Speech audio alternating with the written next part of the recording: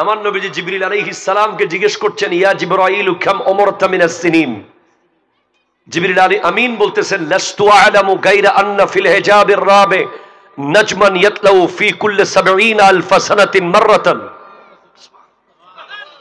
আমি আমার বয়স কত জানি না, তবে আসমানের ৪ নম্বর পর্দার মধ্যে একটা তারা ৭০,০০০ বছর পর পর একবার উঠে।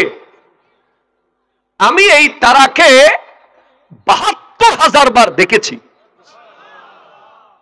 তখন আমার নবী বলছেন, ইরশাদ করছেন, ওয়া ইজ্জাতে রাব্বি আনা যালিকাল কাওকাব। আল্লাহর ইজ্জতের শপথ, যেই তারাটা তুমি ৭২,০০০ বার দেখেও চিনো নাই, এটা তারা না নবী? এটা তারা না অন্য কিছু তুমি চিনতে পারো না, তারা দেখছো যে তুমি আমার থেকে জেনে নাও এই তারাটা ছিলাম আমি মুহাম্মদুর রাসূলুল্লাহ সাল্লাল্লাহু আলাইহি ওয়াসাল্লাম। জোরে বলেন সুবহানাল্লাহ। তো আমরা নবীজির শানে কমেন্ট করলে হবে? আপনি আমার নবীকে ছাগলের পিছে পিছে দেখেছেন, মেরাজের রাতে জিবরিলের আগে আগে দেখেন নাই? আপনি নবীজিকে এখানে আর ওখানে দেখেছেন।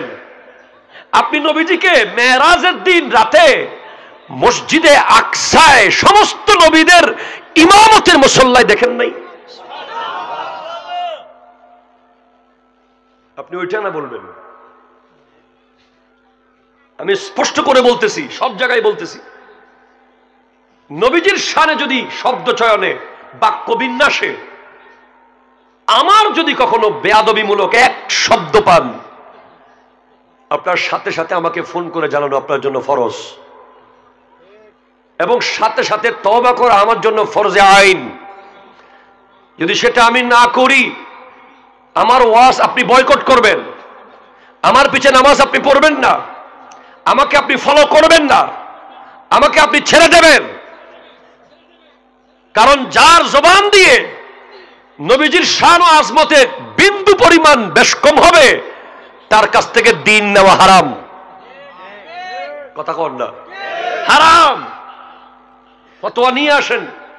কারণ ফতোয়া কি? ইমাম জালালউদ্দিন সুয়ুতি রহমতুল্লাহ লেখা কিতাব, উস্তাদ এবং শাহ জালালউদ্দিন সুয়ুতি, আল্লামা জালালউদ্দিন মহল্লি, উস্তাদে লেখছে 15 পারা, শাগরেদ লেখছে 15 পারা। উস্তাদের বাকি কাজ শাগরেদে করছে। ওখানে সূরা নূরের হাসিয়ার মধ্যে লেখা আছে, মান ইস্তাখাফা বিজনাবিহি সাল্লাল্লাহু আলাইহি ওয়াসাল্লাম ফাহুয়া কাফিরুন ওয়া মালউনুন ফিদ দুনিয়া ওয়াল আখিরা।